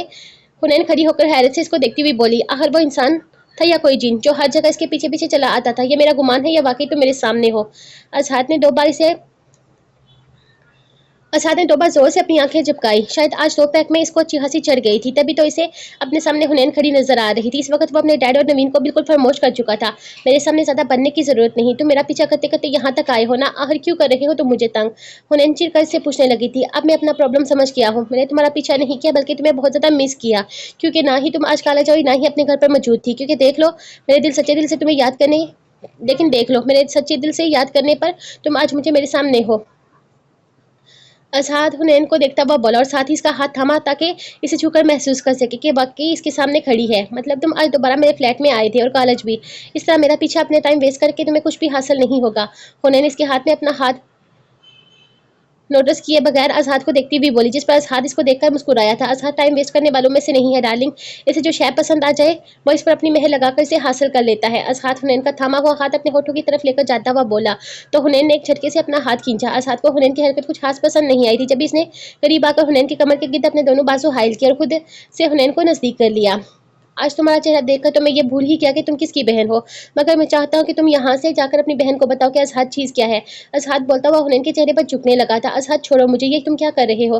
हुनैन ने इसकी गिरफ्त में मचलती हुई अपनी दोनों हाथों से अजहर को पीछे हटाने लगी। इसके मुंह से आती हुई बदबू से हुनैन का दिल मतलाने लगा था। बहुत ही हिफाजत करनी पड़ेगी अब तुम्हारी बहन को तुम्हारी। अजहर अपने होंठ अजहर अपने होंठ हुनैन के होठों के नजदीक लाया। अजहर प्लीज। वो अपना चेहरे का रुख दूसरी साइड करके चिल्लाई थी। अजहर ने अपना एक हाथ इसकी कमर से हटाकर इसका चेहरा थामा था। हुनैन ने पूरी ताकत लगाकर इसे धक्का दिया। एक लम्हा लगा था इसे अजहर के एहसास से निकलते हुए, मगर दूसरे ही लम्हे हुनैन का चकने टाइल से पांव स्लिप किया और वो पुल के अंदर थी। अब्बास 2 घंटे पहले किसी काम से घर से बाहर निकला था। अभी वो कार पार करके अनेक्सी की तरफ बढ़ने लगा था तो उसे कौसर दिखाई दी, जो कि काफी परेशान दिखाई दे रही थी। सब खैरियत है कौसर? आप यहाँ क्यों खड़ी हैं इस वक्त? अब्बास ने परेशान हाल कौसर से पूछा था। आधा घंटा गुजर गया है कोमल बेबी का कुछ भी मालूम नहीं कि कहाँ है। कि हम जो थोड़ी देर पहले दरवाजा खुला छोड़कर बाहर निकल गया था, वापस आया तो गेट खुला हुआ था। कोमल बेबी को हम सब मिलकर पूरे घर में तलाश कर चुके हैं। अभी फजल और अमजद बाहर निकले हैं इनको ढूंढने के लिए। कौसर ने परेशान होकर सारी सूरत अब्बास को बताई थी। ओ गॉड, एक तो ये लड़की बिना आंटी और अजहर तो काफी ज्यादा परेशान होंगे। अब्बास को वजीहा और अजहर का ख्याल आया। तभी वो कौसर की जानब देखता हुआ पूछने लगा था, शाहनवाज सर और अजहर सर तो घर पर मौजूद ही नहीं है। वजीहा मैडम को अभी तक हमने नहीं बताया, वो परेशान हो गई तो उनकी तबीयत बिगड़ने लगेगी। लेकिन अब सोच रही हूँ अजहर सर को कॉल करके बता दूँ। कौसर परेशानी से अब्बास को बोलने लगी थी। इसकी जरूरत नहीं पड़ेगी। कौसर पीछे मुड़कर ऊपर की तरफ देखें अपनी कौमी बेबी के कारनामे वो कहाँ पर पहुंची हुई है। अब्बास जो कि कौसर की बात सुनकर अचानक इसकी नजर छत छत की तरफ पड़ी थी, वहां से कोमल खड़ी नजर आई। खुदा को शुक्र है कोमल बेबी मिल गई, कल से इनका मूड खराब है, मैं अभी इन्हें बहलाकर नीचे लाती हूँ। कौसर शुक्र अदा करती वहां से जाने लगी थी। आप रुके कौसर, कोमल को मैं नीचे लेकर आ जाता हूँ। फजल और अहमद दोनों को कॉल करके फौरन बुलाए, यूं मेन गेट खुला छोड़ना मुनासिब नहीं, और आप आंटी के पास जाएं। अब्बास कौसर को बोलता हुआ घर की छत पर जाने लगा था। क्या कर रही हो तुम यहाँ पर अकेली? अब्बास छत पर पहुंचकर कोमल से पूछने लगा, जो कि छत की दीवार पर कोनिया टिकाए नीचे देख रही थी। अब्बास की आवाज पर अचानक मुड़ी। तुम्हें क्यों बताऊं, तुम फ्रेंड थोड़ी हो, डांटा था तुमने कोमी बेबी को। कोमल कल वाली बात याद करके अब्बास से नाराज होती हुई बोली थी, और तुमने क्या किया था कल सुबह? काफी गिराकर दिया की तस्वीर खराब करती। तुम्हें मालूम है वो एक ही तस्वीर थी इसकी मेरे पास। अब्बास इसे इसका कारनामा याद दिलाने लगा, मगर वो अब इसकी बात सुन कर बिल्कुल खामोश हो गई। दिया की तस्वीर खराब कर दी, इसको नुकसान पहुंचा दिया कौमी ने। अब्बास को समझ नहीं आया वो आहिस्ता से क्या बरबार आ रही है, मगर अचानक इसके औसान खता हुए थे जब एकदम इसने कोमल को छत की दीवार के ऊपर चढ़ते हुए देखा था। ये क्या कर रही हो कोमल, दीवार से नीचे उतरो फौरन। अब्बास ने भागकर कोमल के पास आना चाहा था। वहीं रुक जाओ वरना कौमी नीचे कूद जाएगी। कौमी किसी जिद्दी और मासूम बच्चे की तरह अब्बास को धमकी देने लगी। वही अब्बास के कदमों को ब्रेक लगे थे। वो कोमल से 6-7 कदम के फासले पर खड़ा था। इसे डर था कि कहीं इसके आगे एक भी कदम बढ़ाने पर कोमल भाग गई अपने बात पर अमल न कर ले। नीचे कूदने से तुम्हें चोट लगेगी, दर्द होगा और खून भी निकलेगा, हो सकता है तुम्हारी ये टांगे भी टूट जाए और हाथ भी, और फिर तुम कभी फुटबॉल भी नहीं खेल सकोगी। अब अपने फ्रेंड की बात मानो और अपना हाथ मेरे हाथ में दो। अब्बास ने इसको छत से गिरने के नताइज बताने के बाद अपना हाथ आगे बढ़ाया था। मगर तुम कौमी के फ्रेंड नहीं हो, तुम दिया के फ्रेंड हो। कोमल अब्बास को देखकर उदासी से बोली थी। गलत, अब्बास सिर्फ और सिर्फ कौमी का फ्रेंड है और किसी का भी नहीं। अब्बास ने अभी भी इसकी तरफ हाथ बढ़ाए रखा था। अब वो आहिस्ता आहिस्ता इसकी तरफ कदम बढ़ा रहा था। फिर कौमी और अब्बास फुटबॉल खेले, मजा आएगा। कोमल को बात करते करते ध्यान नहीं रहा कैसे इसका पांव स्लिप हुआ और वो छत से नीचे गिरी। दूसरी तरफ अब्बास की आंखें खुली की खुली रह गई। वो तेजी से दीवार की तरफ भागता हुआ आया था, मगर तब तक कोमल गिर चुकी थी। बचाओ, स्विमिंग पूल इसकी हाइट से काफी ज्यादा गहरा था। दूसरा, हुनैन को स्विमिंग आती भी नहीं थी। हुनैन का हाथ पांव मारते हुए चिल्लाने लगी थी, हनी। अजहर जो एकदम हुनैन के पूल में गिरने पर से बौखला गया था, इसको डूबता हुआ देखकर अपना कोट उतारता खुद भी हुनैन को बचाने के घर से पूल में कूदा, और जब वो हुनैन को पूल से बाहर निकाल कर लाया तो हुनैन की आंखें बंद थी, वो बेहोश थी। अजहर ने इसको पास रखी रिलैक्सिंग चेयर पर लटाया। Excuse me sir, any problem? वहां से गुजरता हुआ वेटर अजहर के पास आकर पूछने लगा। Arrange towel quickly. Azhar waiter को बोलता हुआ हुनैन का लॉन्ग स्कर्ट घुटनों से नीचे करने लगा। सर्दी काफी ज्यादा थी और पूल का पानी बहुत ज्यादा ठंडा था। अजहर ने अपना कोट उठाकर हुनैन के ऊपर डाला। हनी आंखें खोलो प्लीज, मैं कुछ नहीं कर रहा था, सिर्फ तुम्हें तंग कर रहा था। अब अजहर हुनैन के गाल थपथपाता हुआ इसे अपनी बात का यकीन दिलाने लगा। हुनैन वैसे ही आंखें बंद किए लेटी थी। अजहर ने दोबारा इसके गाल थपथपाने के साथ हल्का सा पेट दबाया तो हुनैन ने खांसते हुए आंखें खोली। हुनैन अब अजहर को देख रही थी और अजहर ने आंखें बंद करके शुक्र किया था। क्या जान लेने का इरादा था मेरी? अजहर हुनैन के गाल पर अपनी उंगलियां फेरते हुए से पूछने लगा था। क्या हो रहा है यहाँ पर? नवीन हुनैन को ढूंढती हुई वहीं आ गई थी, मगर वहां का मंजर देखकर वो हैरानगी से पूछने लगी। हुनैन पुल के पास रखी चेयर पर लेटी थी, जबकि अजहर इसी चेयर पर एक साइड पर हुनैन के बिल्कुल करीब बैठा हुआ था और दोनों के ही लिबास भीगे हुए थे। आप आई स्वेयर, मैंने कुछ भी नहीं किया। वो मैं स्विमिंग पूल में। नवीन की आवाज पर अजहर और हुनैन दोनों ने नवीन को देखा। हुनैन बिजली की रफ्तार से चेयर के दूसरी साइड से उठी और जल्दी से अपनी सफाई देने लगी। इतने में वेटर टॉवल लेकर आ गया था। ये लीजिए सर। वेटर अजहर को टॉवल देने लगा, मगर नवीन ने झपट कर से टॉवल लिया। हुनैन के पास आकर अजहर का कोट हुनैन के ऊपर से तकरीबन खींचकर अजहर की तरफ उछाला, जिसे अजहर ने कैच किया था। इसी साइड का गेट ओपन करवाइए। नवीन वेटर से बोलती हुई टॉवल हुनैन के गिर्द लपेटने लगी। ये कीस पकड़ो, यहाँ से जाकर गाड़ी में बैठ जाओ, मैं आती हूँ। नवीन हुनैन को कार की कीस थमाकर गेट की तरफ इशारा करती हुई बोली थी। हुनैन ने डर के मारे एक नजर भी अजहर को देखे बिना नवीन से कार की कीज ली और वहां से चली गई। हुनैन को जाता हुआ देखकर अजहर भी अपना कोट हाथ में थमे वहां से जाने लगा। तुम रुको। नवीन की आवाज पर अजहर रुका और पलटकर नवीन को देखने लगा। इसके चेहरे पर इस वक्त बला की संजीदगी थी। नवीन अजहर को देखती हुई चलकर इसके पास आई। मैंने तुम्हें पहले भी कहा था कि मेरी बहन से दूर रहो, मैं अभी तुम्हें कह रही हूँ कि तुम हनी से दूर रहो। वह अजहर की आंखों में आंखें डाले खुद भी संजीदगी से अजहर को देखकर खोया हुई थी। मुझे यह बात पहले मालूम नहीं थी डैड की सेक्रेटरी तुम हो, बल्कि ये बात मुझे आज मालूम हुई है, लिहाजा मैंने पहले तो तुम्हें नहीं कहा, मगर आज मैं तुमसे कह रहा हूँ और आखिरी दफा कह रहा हूँ, मेरे बाप से दूर रहो। अजहर नवीन को इसकी के अंदाज में बोला, मगर आखिरी जुमले पर इसने बाकायदा आंखें दिखाते हुए एक एक लफ्ज पर जोर दिया था, जिस पर नवीन के चेहरे पर जहरीली मुस्कुराहट आई। इसकी मुस्कुराहट साफ जाहिर कर रही थी कि वो अपने सामने खड़े शख्स की या इसकी बात की रत्ती बराबर परवाह नहीं करती। ये बात अजहर को सुलगा गई थी। अजहर, तुम ऐसा क्यों नहीं करते कि ये बात एक बार अपने डैड से भी कहकर देखते हैं तुम्हारे डैड तुम्हारी इस बात पर कितना अमल करते हैं, क्योंकि मैं तो तुम्हारी बात पर हरगिज़ अमल नहीं करने वाली। नवीन अब भी मुस्कुराती हुई अज़हात को कहने लगी, जैसे इसने थोड़ी देर पहले अपने होने वाली इंसल्ट का अज़हात से बदला लिया हो। अब वो अपने आप को काफ़ी हल्का-फुल्का महसूस कर रही थी। डैड मेरी बात पर अमल करेंगे, इन्हें मेरी बात पर अमल करना पड़ेगा और अमल तो तुम भी मेरी बात पर करोगी नवीन मिर्ज़ा, वरना इसका हमेशा तुम्हें अपनी बहन की सूरत भुगतना पड़ेगा। काफ़ी खूबसूरत है तुम्हारी बहन, किसी ताज़ा कली की तरह। इसकी अंदरूनी बहनोनी हर पर्सनल मामलात की खबर रखता हूँ मैं। अगर तुमने मुझे मज़ीद अपनी औकात दिखाई ना, तो वक्त ज़ाया किए बगैर चुटकी में मसल कर रख दूंगा मैं तुम्हारी बहन को। अज़हात इसके चेहरे के सामने हाथ लाकर चुटकी बजाता हुआ बोला। आपकी बार नवीन के फेस एक्सप्रेशन देखकर मुस्कुराने की बारी अज़हात की थी। पहले मैं तुम्हें एक बदतमीज इंसान समझती थी, लेकिन आज मालूम हुआ तुम एक घटिया तरीन इंसान भी हो। अज़हात को बोलने के साथ नवीन ने अपना हाथ की मुट्ठी बंद की ताकि अज़हात के मुंह पर वो खुद को थप्पड़ लगाने से बाज रखे। अज़हात इसके चेहरे पर गुस्से के तासार देखकर इसके हाथ की बंद मुट्ठी देखने लगा। क्या हुआ, मुझे मारने का दिल चाह रहा है? ऐसा ना सोचना भी मत, क्योंकि मैं सिर्फ बदतमीज और घटिया इंसान ही नहीं, बहुत खतरनाक इंसान भी हूँ। अज़हात आंखें दिखाकर नवीन को देखता हुआ अपनी बात अजबर करवा कर वहां से जाते जाते पलटा। बचा कर रखो और बहुत ज्यादा छुपा कर रखना अपनी बहन को मुझसे। लोग मुझे यूं ही बदतमीज नहीं कहते, बहुत ज्यादा हिम्मत चाहिए मेरी बदतमीजियों को बर्दाश्त करने के लिए। अज़हात नवीन को बोलता हुआ वहां से चला गया था, जबकि इसके लफ्ज नवीन से बर्दाश्त नहीं हो रहे थे। बचाओ मुझे। अब्बास ने धड़कते दिल के साथ छत की दीवार से झुककर देखा तो लंबा सांस खारिज किया था। छत की दीवार से लगे पाइप जो कि पानी ड्रेन करने के लिए लगाया गया था। कोमल अब चेहरे पर खौफ के आसार लिए इस पाइप को पकड़कर हवा में अपने दोनों पाँव चला रही थी। कोमल, अपना हाथ दो। एक हाथ से पाइप पकड़ी रहना, दूसरा हाथ मुझे दो। अब्बास दीवार से नीचे झुककर अपना हाथ कोमल की तरफ बढ़ाता हुआ बोला था। क्या कौमी बेबी नीचे गिरेगी तो वो मर जाएगी? कोमल ने एक नज़र नीचे ड्राइवे पर डाली, फिर अपना सर ऊपर करके आवाज से पूछने लगी, नहीं ये इतनी ऊंचाई नहीं है, और कौमी बेबी भी कोई ढीठ शय है, ऐसे नहीं मरेगी, बस चंद एक हड्डी जरूर टूट जाएगी तुम्हारी। अब बाकी की तफरी ऊपर आकर करना, जल्दी हाथ पकड़ाओ अपना। अब्बास अपना गुस्सा कंट्रोल करता हुआ मजीद दीवार से झुककर कोमल की तरफ अपना हाथ बढ़ाता हुआ बोला ताकि कोमल इसका हाथ थाम ले। जब कोमल ने बगैर किसी बेवकूफ़ी या पागलपन का मुजाहिरा करते हुए एक हाथ ऊंचा करके अब्बास की तरफ बढ़ाया, तो इसने शुक्र अदा करके कोमल का हाथ मजबूती से पकड़ा और अपनी तरफ खींचते हुए दूसरा हाथ भी पकड़ा। कोमल के दोनों हाथों को खींचकर वो इसे दीवार के पार छत पर लाने में कामयाब हुआ और अपना फूला हुआ सांस बहाल करने लगा। वाह, तुम तो मेरे फ्रेंड होने के साथ साथ सुपरमैन भी हो, बस पीछे चादर नहीं टंगी हुई। कोमल अब्बास को खुशी से देखती हुई बोली थी, जिस पर अब्बास ने इसका बाजू पकड़ा और खामोशी से सीढ़ियां उतरता हुआ इसे नीचे लाया, इसके कमरे में ले जाकर इसे बेड पर बिठाया था। जरा भी एहसास है तुम्हें कितना परेशान करती हो तुम अपने घर वालों को, बदतमीज लड़की। अब्बास को लगा कि कमरे में आकर अब कोमल की जान का कोई खतरा नहीं, इसलिए इस पर गुस्सा करता हुआ बोला था, कौमी बदतमीज नहीं है और लड़की भी नहीं है, बल्कि एक छोटा सा बेबी है। कोमल नाराज होते हुए अब्बास को देखकर बताने लगी थी, क्योंकि इसका फ्रेंड दोबारा बदल गया था और इस पर गुस्सा कर रहा था। कोई बेबी शेबी नहीं हो तुम, अच्छी खासी बड़ी लड़की हो तुम। आइंदा अगर कोई ऊट पतंग हरकत की ना तो रख कर दूंगा। अब्बास ने डराने के लिए हाथ फिजा में बुलंद किया तो कोमल आंखें बंद करके पीछे हुई थी। फौरन लेटो बेड पर, अब्बास ने दबते हुए कोमल से कहा। कोमल जल्दी से बेड पर लेट गई थी। ये कम्फर्ट कौन उड़ाएगा? अब्बास को उठता हुआ इससे पूछने लगा, तुम उड़ाओगे ना? कोमल का जवाब सुनकर वो इसको घूरता हुआ कोमल पर कन्फर्टर डालकर इसके रूम से बाहर निकल गया था। क्या हुआ, कोई बात हो गई है क्या?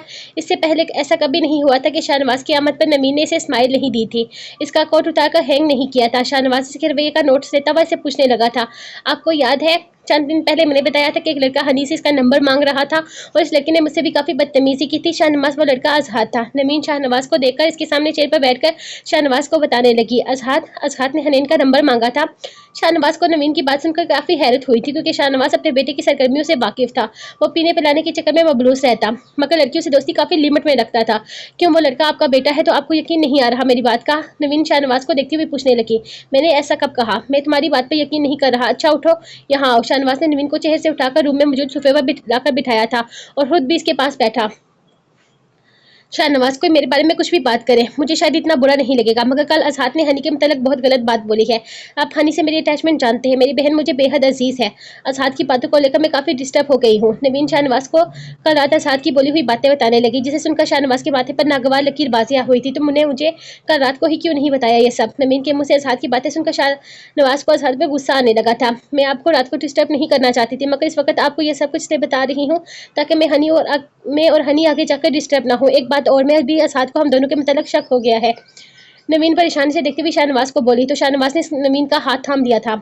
मुझे अंदाजा है इस बात का कि अज़ाद को कहीं न कहीं से हमारे मतलब भनक पड़ गई है तुम्हें अज़ाद की बातों को लेकर परेशान होने की ज़रूरत नहीं है, मैं सँभाल लूँगा सब। और हुनैन से मतलब भी तुम बेफ़िक्र हो जाओ, मैं सोचता हूँ कुछ। शाहनवाज़ की बात सुनकर नवीन थोड़ा रिलैक्स हुई थी। मैं आपके लिए काफ़ी मंगवाती हूँ। नवीन मुस्कुराकर सोफे से उठने लगी। काफ़ी बाद में मंगवाना, पहले यहाँ आओ। इसको उठा देकर शाहनवाज अपने बाजू फैलाता हुआ बोला तो नवीन मुस्कुराकर इसके सीने से लगी थी। आपके बाद 2 दिन कैसे गुजर गए बिल्कुल मालूम नहीं हुए। नवीन दुबई में गुजरे हुए वो पल याद करके शाहनवाज से बोली थी। मैं भी बिल्कुल यही सोच रहा था, अब जल्द से जल्द कुछ सोचना पड़ेगा। शाहनवाज नवीन को बाहों में लिए कह रहा था कि अचानक इसका रूम का दरवाजा खुला। वो दोनों ही वो खुलाकर पीछे हटे थे। असाद रूम के अंदर दाखिल हुआ। ये क्या तरीका है इस तरह से किसी के रूम में दाखिल हुआ जाता है। शाहनवाज सोफे पर बैठा रहा जबकि नवीन फौरन खड़ी हो गई थी। इस तरह यूं अचानक आने की कोई वर्कर तो हिम्मत नहीं कर सकता था। अजहाद को देखकर नवीन का मुंह हलक तक करवा हुआ था। डैडी ये ऑफिस किसी दूसरे का नहीं, मेरे बाप का है।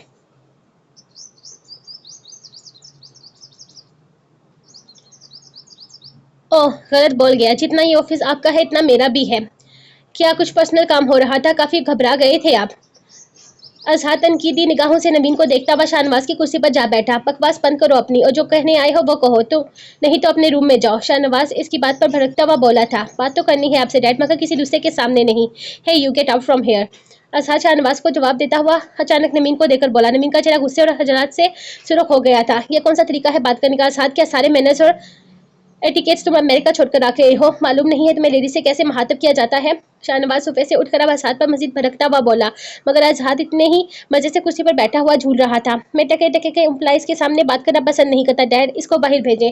अजहाद अब नवीन को बिल्कुल इग्नोर करके शाहनवाज को देखता हुआ बोला था। वो कहीं नहीं जाएगी, जो भी बोलना है इसके सामने बोलो। शाहनवाज पर हम होता हुआ बोला, सर मैं आती हूँ थोड़ी देर के बाद। नवीन शाहनवाज को कहकर अजहाद को घूरती हुई वहां से निकल गई थी, जिस पर अजहाद के लब फैले। डैड मुझे ये आपकी सेक्रेटरी कुछ खास पसंद नहीं है, मैं चाहता हूँ इसको जल्द से जल्द ऑफिस से फारिग कर दिया जाए। अजहाद अब बहुत रिलैक्स मूड में शाहनवाज को देखता हुआ बोला था। शाहनवाज चलता हुआ अजहाद के करीब आया। और नवीन की छोटी बहन, इससे तो शायद इसका मोबाइल नंबर मांग रहे थे तुम। वैसे कल क्या धमकियां दे रहे थे तुम नवीन को इसकी बहन के मतलब? शाहनवाज इसके सामने खड़ा होकर पूछने लगा। तो अजहाद शाहनवाज को देखकर कुर्सी से खड़ा हुआ और ढीठ बनकर मुस्कुराने लगा। हनी की बात कर रहे हैं आप? बहुत क्यूट सी है, शक्ल भी शायद इसकी अपनी माँ पर गई है, जबकि आपकी सेक्रेटरी ने यकीनन अपने बाप के नक्श चुराए होंगे। खैर मुझे नवीन की शक्ल से क्या लेना देना। रही बात हनी के मोबाइल नंबर की बात, तो वो बहुत पुरानी बात हो चुकी है। अब मैं कुछ और ही सोच रहा हूँ। वैसे भी आपको बता दूं कि कल मैंने नवीन को धमकी नहीं दी थी, इससे वार्न किया था, मगर अफसोस इसने मेरी वार्निंग को धमकी समझा। शायद अब कोई छोटा मोटा ट्रेलर दिखाना पड़ेगा। अजहाद को सोचता हुआ शाहनवाज से बोला था। क्या करोगे तुम? शाहनवाज गुस्से में अजहाद को देखता हुआ पूछने लगा। जब सबको इल्म होगा तो आपको भी मालूम हो जाएगा, बस अपनी सेफ्टी पर कम और ऑफिस पर ज्यादा ध्यान दे। अजहाद शाहनवाज के दोनों शानों पर अपना हाथ रखता हुआ इसे मशवरा देने लगा था। अजहाद बात यह है कि अगर तुम्हारी किसी भी हरकत से नवीन की बहन या नवीन को कोई भी तकलीफ पहुंची या फिर किसी भी किस्म का नुकसान पहुंचा, तो याद रखना कि मैं तुम्हारा बाप हूँ और अभी तुम्हें बहुत आराम से समझा रहा हूँ। तुम शराफत का मुजाहिरा करो, इसी में तुम्हारी भलाई है। शाहनवाज अपने कंधे से अजहाद के हाथ हटाकर से साइड पर में करके खुद अपनी चेयर पर बैठ गया था।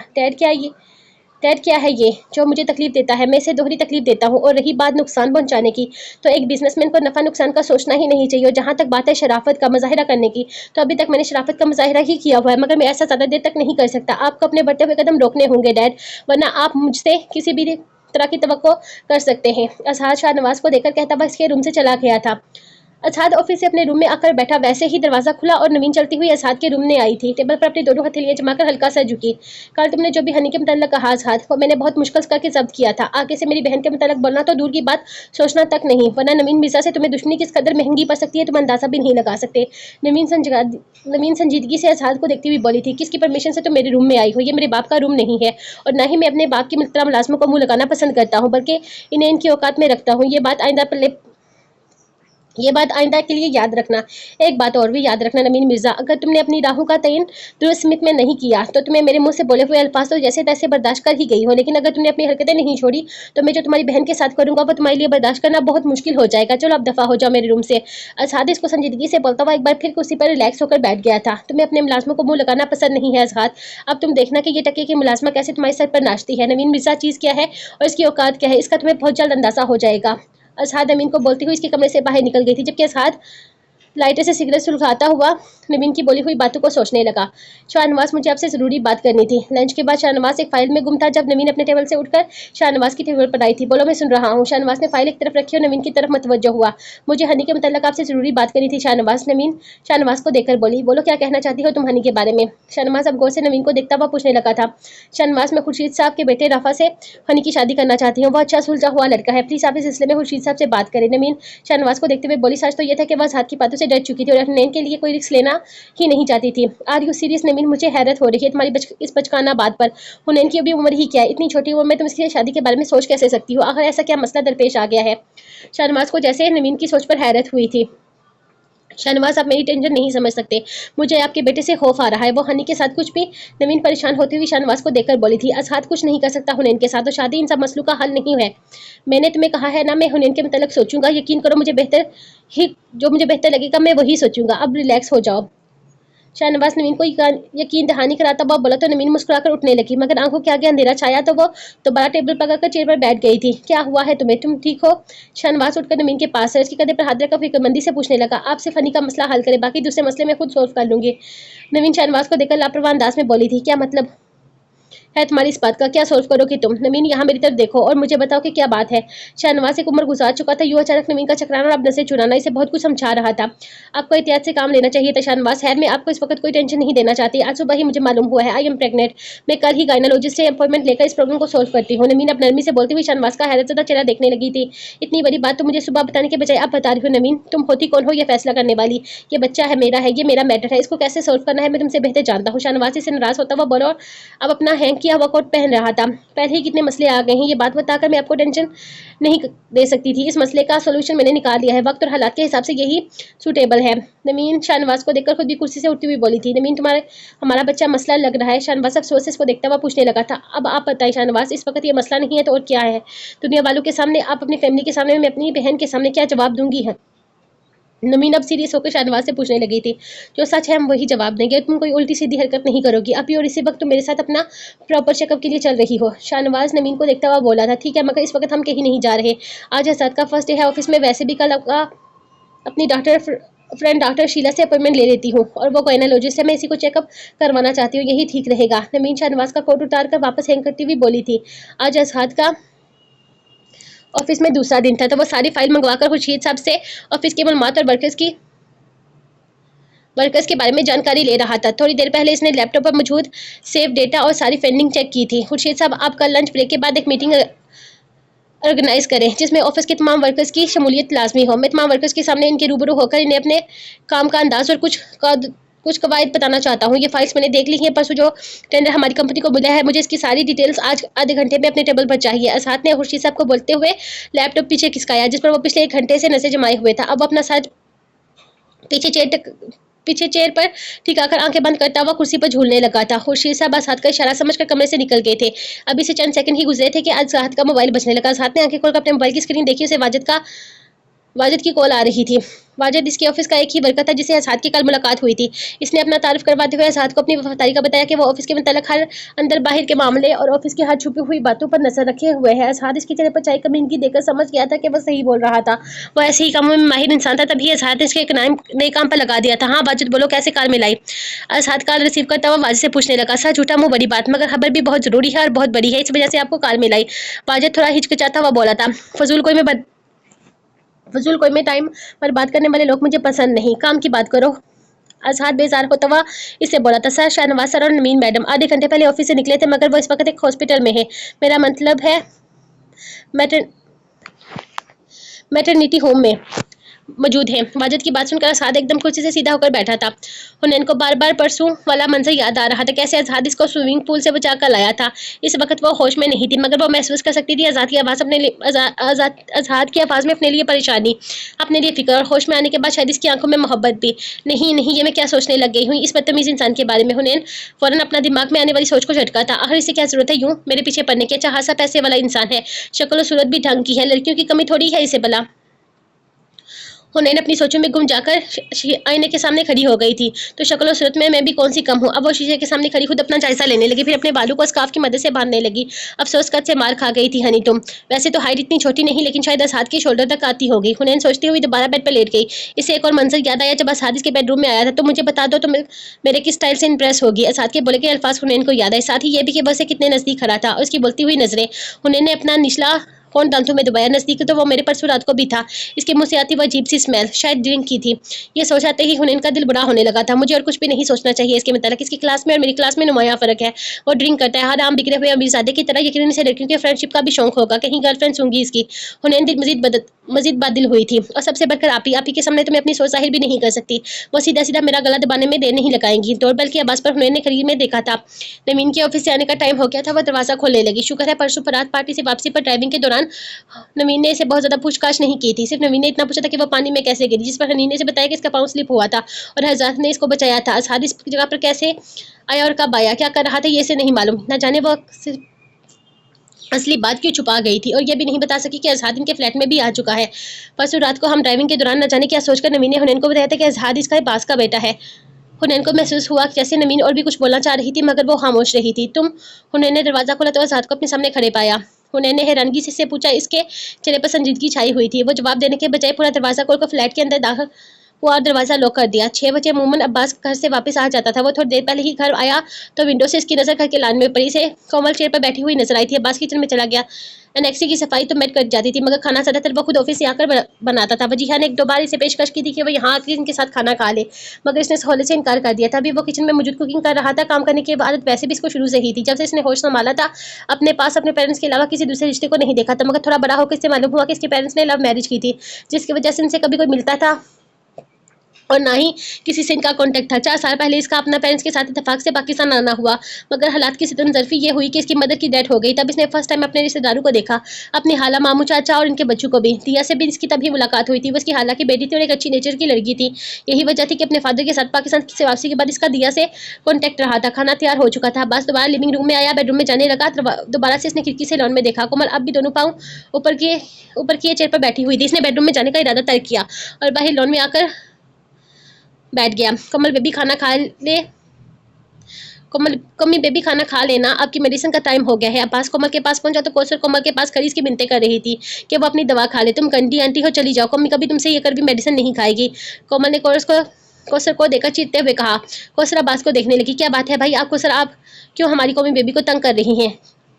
अब्बास कौसर से पूछता हुआ कोमल के बराबर वाली चेयर पर बैठा था। सर, कौमी बेबी मेडिसिन नहीं ले रही। मैं जिद कर रही थी कि अजहाद सर को बुलाया जाए। अजहाद सर ने जब से ऑफिस ज्वाइन किया है वो ठीक तरह से इन्हें टाइम नहीं दे पा रही। इस वजह से कौमी बेबी मुझसे भी नाराज हो गई है। कौसर ने सारी बात अब्बास के सामने रखी थी। ये मोटी कौसर झूठ बोल रही है। ये अकेले में कौमी बेबी से बात नहीं करती, कौमी बेबी से खेलती भी नहीं, कौमी बेबी को डराती भी है। खाना नहीं खाया तो तुम्हें रूम में बंद कर दूंगी, अगर शावर नहीं लिया तो वॉशरूम में बंद कर दूंगी। ये अकेले में कौमी बेबी पर गुस्सा करती है। इसके बड़े बड़े दांत और नाखून नहीं है मगर ये मोटी पूरी शरीर है। कोमल ने अब्बास के सामने कौसर की सारी पोल खोल दी जिस पर कौसर शर्मिंदा होने लगी। बुरी बात है कौमी, ऐसे किसी को नहीं कहते। कौसर, लाइए कौमी बेबी की मेडिसिन मुझे दीजिए और आप यहाँ से जाएं। अब्बास ने कोमल को टोकते हुए कौसर के हाथ बढ़ाकर मेडिसिन ली जो कौसर अब्बास को थमाकर वहां से चली गई थी। अब कौमी कौसर से मेडिसिन नहीं खाएगी बल्कि अपने फ्रेंड से खाएगी। अब्बास ने शीशी खोलकर एक टेबलेट निकाली और हथेली पर रखकर कोमल की तरफ भराई जिसे कोमल ने अब्बास के हाथ पर अपना हाथ मारकर नीचे फेंक दी। फ्रेंड्स ऐसे नहीं होते, फ्रेंड्स अच्छे होते हैं। वह साथ में खेलते हैं, बातें भी करते हैं, इनके साथ मजा भी आता है। तुम गुस्सा करते हो और डांटते भी हो। कौसर मोटी आंटी चुड़ैल है और तुम मूंछों वाले अंकल। कोमल ने अब्बास से नाराज होकर शिकवा किया और अब्बास ने अपने लिए नई तारीफी कलमात सुनकर से घूरा था। सिर्फ एक कौमी छोटा सा बेबी है, बाकी तो सब अंकल और आंटी हैं। अच्छा, अब ये मेडिसिन लो जल्दी से, आज के बाद ना मैं गुस्सा करूंगा ना डांटूंगा। अब्बास ने दूसरी टेबलेट अपनी हथेली पर रखकर इसकी तरफ भराई। कोमल ने हाथ मारकर दोबारा वो टेबलेट गिरा दी थी। कोमल अब्बास ने गुस्से में इसका नाम लेकर इसे घूरा था। देखा तुमने, अभी भी कौमी पर गुस्सा कर रहे हो। कोई कौमी बेबी से प्यार नहीं करता। कोमल को रोना आने लगा था। तो यार तुम प्यार करने वाली हरकतें भी तो करो ना। अच्छा सॉरी, अब गुस्सा नहीं करूंगा, प्रॉमिस। ये मेडिसिन ले लो अच्छे बच्चों की तरह। वैसे भी कौमी बहुत प्यारा सा बेबी है। अब्बास ने कोमल को बहलाते हुए दोबारा टेबलेट निकालकर इसकी तरफ बढ़ाई।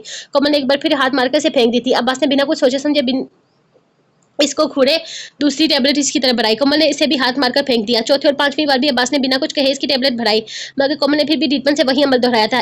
एक बार फिर अब्बास ने शीशी से टेबलेट निकाली और अपनी हथेली पर रखकर कोमल की तरफ बढ़ाई। कोमल ने जैसे ही इस पर हाथ मारना चाहा अब्बास ने फौरन मुट्ठी बंद कर लिया। दूसरे हाथ से कोमल का हाथ नरमी से पकड़ा और मेडिसिन इसके मुंह की तरफ बढ़ाई थी। अगर कोमल को अपने फ्रेंड के साथ फुटबॉल खेलना है तो वो टेबलेट फटाफट खाएगी। अब्बास ने टेबलेट इसके मुंह में डाली और पानी का गिलास इसके हाथ में थमा दिया था।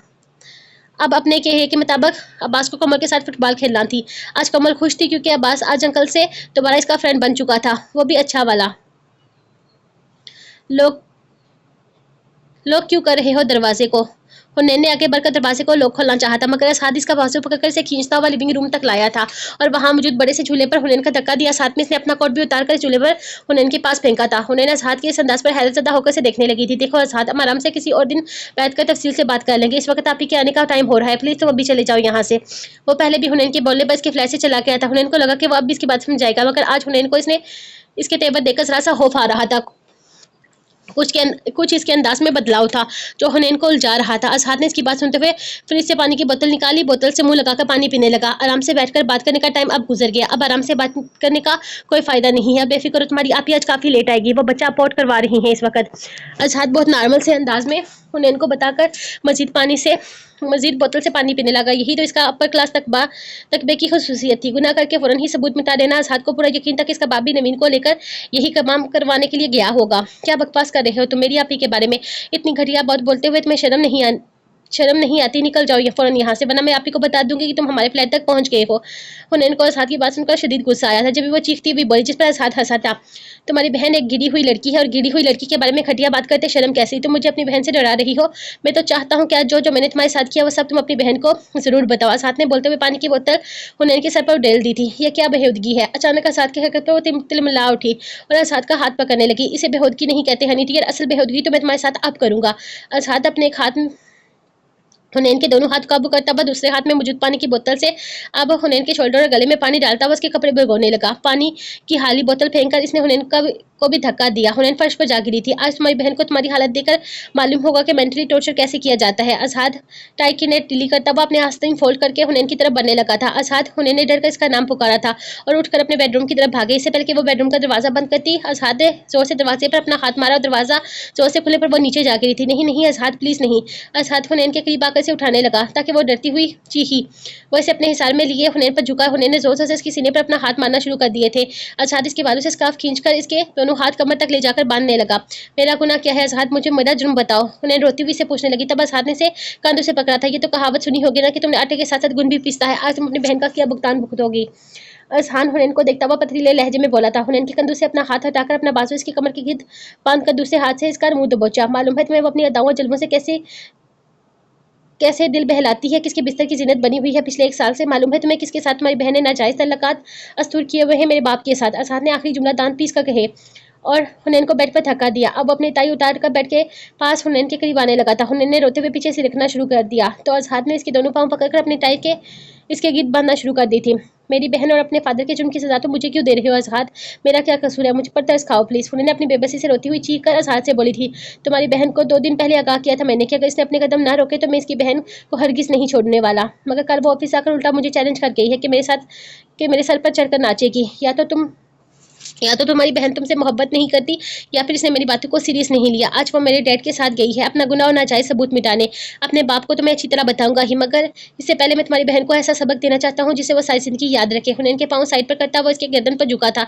इससे पहले कि असहाद के होंठ हुनैन के गर्दन को छूते इससे बेहतर है मेरा गला दबा दो असहाद। मुझे मारकर भी तुम्हारा इंतकाम पूरा हो जाएगा। प्लीज मुझे मार दो, मगर यूं पामाल मत करो। हुनैन की आवाज़ असहाद के कानों में गूंजी तो असहाद सर उठाकर से देखने लगा। हुनैन की रोडो कर आंखें सुरख हो चुकी थी। वो इस वक्त मुकम्मल तौर पर असहाद के सार में सिसक रही थी। 2 बहनें और इन दोनों की मुख्तलिफ सोच। असहाद ने दिल में सोचा। इसने अपना हाथ हुनैन के कंधे से हटाकर हुनैन की आंखों को छूना चाहा तो हुनैन ने अपने चेहरे का रुख दूसरी सिमत कर लिया था। असहाद उठकर बैठा और बेड से नीचे पाँव उठकाकर बैठ गया। अब इसकी पुश्त हुनैन की तरफ थी। अपनी पॉकेट से सिगरेट लाइटर निकालकर वो सिगरेट पीने लगा। हुनैन अभी भी बेड पर लेटी हुई इसको खौफ से देख रही थी। वो अपनी सिसकियां मुंह में दबाते हुए अपने हाथों पर जोर दे रही थी कि किसी तरह इससे खुल जाए, मगर असहाद ने इसके हाथ बहुत कस कर बांधे थे। वो सिर्फ इन्हें खोलने की कोशिश कर सकती थी। सिगरेट पीने के बाद असहाद ने गर्दन मोड़कर हुनैन को देखा था। हुनैन को एक बार फिर से खौफ आने लगा। इसे लगा कि वो अब इसका गला दबा देगा अपना इंतकाम पूरा करने के लिए। कैपरी से छिड़कती हुई सफेद पिंडलियों पर असहाद की नजर पड़ी। इसने हुनैन के पाँव को छूने की कोशिश की। हुनैन ने जल्दी से अपने पाँव समेटे। एक दफा दोबारा इसे रोना आने लगा था। तब असहाद ने इसके पैरों को सीधा करके पाँव पर बंधी हुई टाई खोलने लगा। डरने की जरूरत नहीं है, तुम्हारा गला तो मैं हरगिज नहीं दबाने वाला, ना ही तुम्हारे साथ वो करने वाला हूँ जिसका गुस्से में सोचा था। बदतमीज और बेहुदा तो मैं बहुत हूँ, मगर इस लेवल तक का नहीं बन सकता जितना तुमने सोच लिया है। असहाद हुनैन के पाँव खोलता हुआ संजीदगी से बोला था। तुम्हें अपनी बहन को समझाना होगा हनी, वो मेरी माँ का घर बर्बाद कर रही है। मैं अपनी मामा की मोहब्बत में आंसू नहीं देख सकता। मैं अपनी मामा की आंखों में आंसू नहीं देख सकता जैसे इस वक्त तुम्हारी आंखों में आंसू मुझे बर्दाश्त नहीं हुए। अब वो हुनैन की कमर में हाथ डालकर इसको बिठाता हुआ इसके हाथ खोलने लगा था। बहुत गुस्सा है मुझे नवीन पर, इतना कि मैं इसको तकलीफ देना चाहता हूँ ताकि वो तड़पे, मगर मैं इसे तड़पाने के लिए शायद मैं तुम्हें अजियत नहीं दे सकूंगा, क्योंकि मैं असहाद अब स्कार्फ से हुनैन के बालों को दोबारा कैद करता हुआ अपनी वादा दूरी छोड़कर हुनैन का चेहरा देखने लगा और हुनैन इसकी बात का इंतजार करने लगी। क्योंकि असहाद बेड से उठकर कमरे से निकलने लगा तब हुनैन उलझकर एक दफा बिल बोली। असहाद ने इसे मुड़कर देखा था क्योंकि मैं तुम्हारी बहन जितना घटिया नहीं हूँ। असहाद इसको बोलता हुआ वहां से निकल गया था। 15 मिनट पहले नवीन घर पहुंची थी। शाहनवाज ने ही इसको घर पर ड्रॉप किया था। नवीन के इसरार पर शाहनवाज इसे इसकी दोस्त डॉक्टर शैला के पास लेकर गया था, जो कि कोई इतनी मशहूर नहीं थी बल्कि एक नॉर्मल सी मिलिट्री होम की डॉक्टर थी।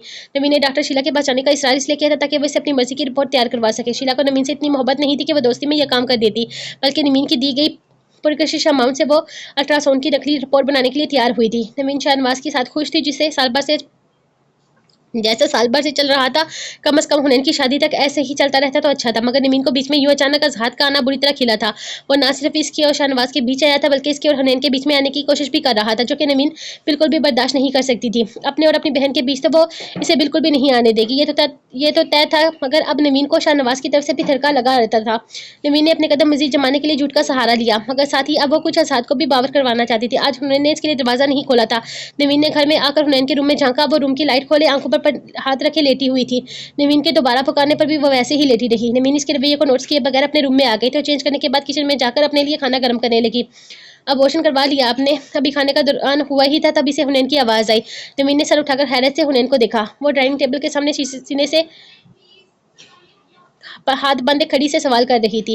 क्या बकवास की है तुमने हनी? दिमाग दुरुस्त है तुम्हारा? तुम्हारी हिम्मत कैसे हुई इस तरह से बेहुदा बकवास करने की, वो भी अपनी बड़ी बहन के सामने? नवीन को हुनैन के रवैये और बात के अंदाज से कुछ गड़बड़ का एहसास तो हुआ था, मगर फिर भी वो चेहरे पर गुस्से के तासर सजाए सख्ती से इस पर चीखने लगी थी।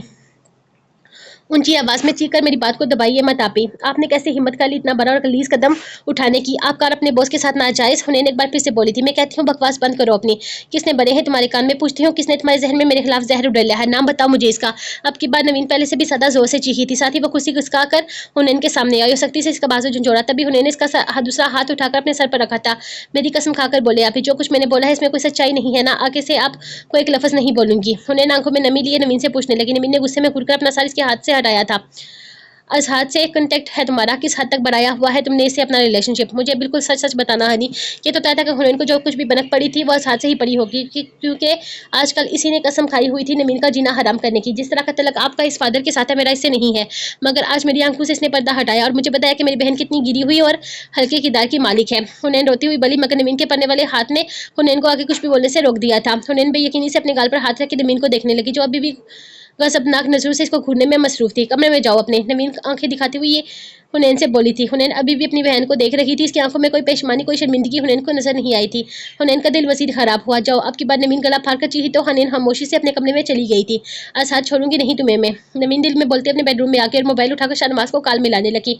और मैं इसे पूछता हूँ, मगर तुम टेंशन नहीं लो, डॉक्टर ने तुम्हें टेंशन फ्री रहने के लिए कहा था। शाहनवाज ने नवीन की सारी बात सुनकर इसे तहम्मुल से समझाते हुए कहा। शाहनवाज ने महसूस किया था कि इस वक्त नवीन काफ़ी गुस्से में थी। मैं टेंशन नहीं लूँ शाहनवाज, इस सिचुएशन में मैं, जब मेरी छोटी बहन जिसे मैंने पाला है, जो मेरे सामने अपनी जुबान नहीं खोलती, आज मेरे सामने खड़े होकर मुझसे मेरे और आपके तलकात पूछ रही है। शाहनवाज आज हाथ ने इसको न जाने क्या बोला है, यहाँ तक कि आपके बेटे ने मेरी बहन की नजरों में यह कहकर गिरा दिया कि मैं अपना बेटी अपोर्ट करवा मैं अपना अबॉर्शन करवाने जा रही हूँ और आप कह रहे हैं कि मैं खुश रहूँ।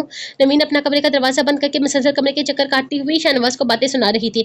मैंने तुमसे कहा है ना नवीन, मैं इसे जाकर पूछता हूँ, अब रिलैक्स हो जाओ, सोने की कोशिश करो। कल ऑफिस के बाद मैं तुम्हारे पास आऊँगा, हम दोनों मिलकर हुनैन के लिए कुछ डिसाइड करते हैं। शाहनवाज बहुत मुश्किलों से ठंडा करता हुआ काल रख चुका था। लंबा सांस खींचकर वो टेरेस में अपने रूम पर आया था, जहां वजिया बेड पर सो रही थी। एक नजर इस पर डालकर वो कमरे से निकला और आजाद के रूम में पहुंचा। कहाँ से आ रही हो तुम? रेलिंग की चेयर पर बैठा आजाद स्मोकिंग कर रहा था। शाहनवाज ने सिर्फ सवाल किया। कोमल के रूम में था, अभी थोड़ी देर पहले सोई है वो। अजहार शाहनवाज को देखकर पास रखी ट्रे में सिगरेट मसलता हुआ बोला, मैं अभी की बात नहीं कर रहा, वो और ऑफिस के बाद कहाँ गए थे तुम? शाहनवाज ने संजीदा असद के साथ अजहार से पूछने लगा था। मैंने आपसे पूछा आप ऑफिस में लंच ब्रेक के बाद कहाँ मसरूफ थे, या क्या कुछ करते फिर रहे थे? वो शाहनवाज के रूबरू आकर बोला था, तुम मेरे बाप नहीं हो, मैं तुम्हारा बाप हूँ, क्यों मिलने गए थे तुम हनीन से, और क्या बोला है तुमने इसे? शाहनवाज अब अजहार को गुस्से में देखकर सख्त लहजे में पूछने लगा था। सच्चाई बताई है मैंने इसे, असलियत बताई है इसकी बहन की, यही बताया कि तुम्हारी बहन मेरे बाप की गिफ्ट। अजहाद ने बेखौफी से शाहनवाज की आंखों में आंखें डालकर कहा था। अजहाद। शाहनवाज जोर से चीखा और इसका हाथ फिजा में बुलंद हुआ। अजहाद अब भी शाहनवाज की आंखों में आंखें डाले से देख रहा था। आपको क्या लगता है मुझे खबर नहीं है आपकी हरकतों की? आपका जो अजीम काम करने इस थर्ड क्लास लड़की को लेकर हॉस्पिटल गए थे, शर्म आ रही है मुझे आपको अपना बाप कहते हुए? मैं सिर्फ खामोश हूँ तो अपनी माँ की वजह से। आपकी करतूत उनके सामने लाकर मैं माँ की आंखों में आंसू नहीं देख सकता, और जब बात आपकी और मेरे दरमियान खुल गई है तो आप इसे मेरी तरह समझें या आर्डर, धमकी, वार्निंग या जो चाहे समझिए। आपको अपने तलकात नवीन मिर्जा से खत्म करने होंगे। असाद अब संजीदगी से शाहनवाज को देखता हुआ बोला था। तुम्हें नहीं तो तुम क्या कर लोगे? शाहनवाज जो काफ़ी देर से खामोश खड़ा इसकी बातें सुन रहा था, अपने बेटे से पूछने लगा, सिंपल है डैडी, से जान से मार दूंगा। अजहर ने बहुत आराम से ये जुमला बोला था, मगर दरवाजे पर वजीहा को देखकर उसने कुछ भी बोलने से अपने आप को बाज रखा था। वजीहा व्हील चेयर पर बैठी दोनों बाप बेटू को देख रही थी। अजहर के दरवाजे की तरफ देखने पर शाहनवाज ने मुड़कर देखा तो वजीहा दरवाजे पर एक पल के लिए वो इससे नजर जुगड़ा गया था। अजहर चलता हुआ वजीहा के पास आया, आप परेशान मत हो मम्मा, सब कुछ ठीक हो जाएगा, मैं सब ठीक कर दूंगा। अजहर व्हीलचेयर के सामने बैठकर वजीहा का हाथ थमथमा बोला तो वो मुस्कुरा दी, सो जाओ, काफी रात हो चुकी है। वजीहा दूसरे हाथ से अजहर के बाल पर हाथ फेरती हुई से कहने लगी और बहुत सारी नमी आंखों के बजाय अपने अंदर ही उतार ली। असाद ने वजीहा का हाथ अपने होठों से लगाया, उठकर व्हीलचेयर चलाता हुआ उसके कमरे में ले जाने लगा। मैं खुद लेट जाऊंगी असाद, आप जाओ तुम अपने कमरे में। असाद ने वजीहा को सहारा देना चाहा तब वो उसे बेड पर लेटा दे तो वजीहा मना करते हुए असाद को बोली और मुस्कुराकर इसे अपनी आंखों से यकीन दिलाया। असाद अपने रूम में जाने लगा तभी शाहनवाज अपने रूम में दाखिल हुआ था। असाद शाहनवाज पर एक नजर डालकर वहां से निकल गया। वजीहा ने व्हीलचेयर से खड़े होने की कोशिश की तो शाहनवाज ने आंखें भरकर इसे थामना चाहा था। मुझे सहारा मत दो शाहनवाज, अब इसकी जरूरत नहीं, वजीहा ने शाहनवाज को बोला और वो खुद व्हीलचेयर से अपना एक पाँव जमीन पर जमाकर साइड टेबल का कोना पकड़ते हुए खुद बेड पर लेटने की कोशिश करने लगी थी। शाहनवाज खामोश खड़ा इसे देखता रहा था, फिर बोला, वजीहा मैं आपको बताना चाहता था कि शाहनवाज ने हिम्मत जमा करके बोलना चाहा था, तुम्हें भी अब सो जाना चाहिए शाहनवाज, रात काफी हो गई है। वजीहा की बात सुनकर शाहनवाज खामोशी से लाइट बंद करके बेड की दूसरी तरफ आकर लेट गया था। नाम क्या है इसका? शाहनवाज को अंधेरे में वजीहा की आवाज सुनाई दी थी। इसने वजीहा की तरफ देखा तो वो आंखों पर हाथ रखे लेटी थी नमीन। शाहनवाज ने वजीहा को जवाब दिया, इसे लगा वजीहा कुछ और भी पूछेगी, मगर अब वजीहा की तरफ से मुकम्मल खामोशी थी। हुनैन कॉलेज से वापस आई तो नमीन घर पर मौजूद थी और अपने कमरे में मोबाइल पर किसी से मुंह गुफ्तगू थी। ना इसने हुनैन से कॉलेज से वापस आने का नोट्स लिया था, हुनैन की सलाम का जवाब भी सर हिलाकर दिया। सुबह जब हुनैन कॉलेज के लिए तैयार हुई थी तब इसने हुनैन से इसका मोबाइल मांगा था और मोबाइल अपने पास सख्ती से मना किया था कि बस हाथ से नहीं मिलेगी। हुनैन अपने लिए खाना ट्रे में रखकर अपने बेडरूम में आ गई थी और दोपहर का खाना खाने लगी। तब नवीन इसके रूम में आई और बेडरूम से हुनैन के लिए ड्रेस निकालने लगी। शाम में मेरे ऑफिस के कोली खुर्शीद साहब अपनी मिसेज और बेटे के साथ हमारे घर डिनर पर आ रहे हैं। राफा अच्छा लड़का है, काफी शरीफ है और मजहब और तमीजदार भी।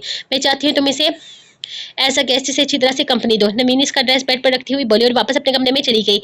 हुनैन ने बाकी का खाना बेदिली से खाकर एक नाकबार नजर बेड पर ड्रेस पर थाली थी और सोने के लिए लेट गई।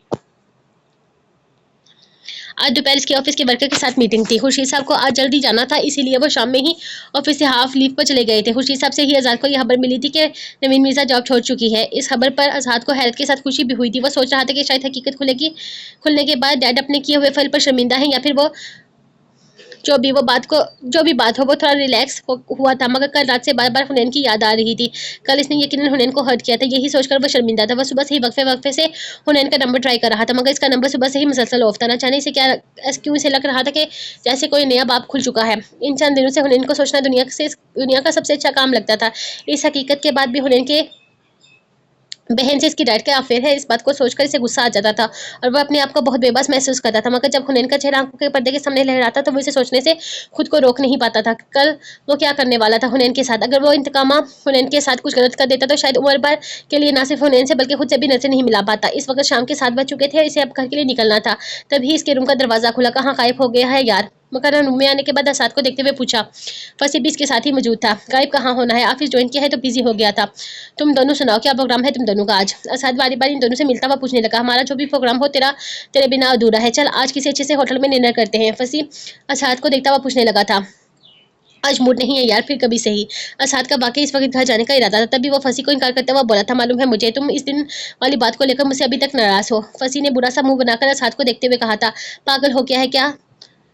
वो दोस्त है हमारा, हमसे नाराज नहीं हो सकता। चल यार आजाद किसी अच्छी सी जगह पर डिनर करते हैं, काफी दिन हो गए। इस बेवकूफ का शिकवा भी दूर हो जाएगा। आपकी बार मुकर्रमा आजाद को देखता हुआ बोला था। फॉर्मल ड्रेसिंग की हुई है यार, अजीब लगेगा। वो दोनों को जीन्स और शर्ट और जैकेट में बलूस देकर बोला था, नखरे मत दिखा यार, फुल हीरो लग रहा है, चल उठ जा। फसीस को देखता हुआ मुकर्रम भी बोला तो मुकर्रम भी उठ खड़ा हुआ था। आजाद को भी दोनों के साथ जाना पड़ा था।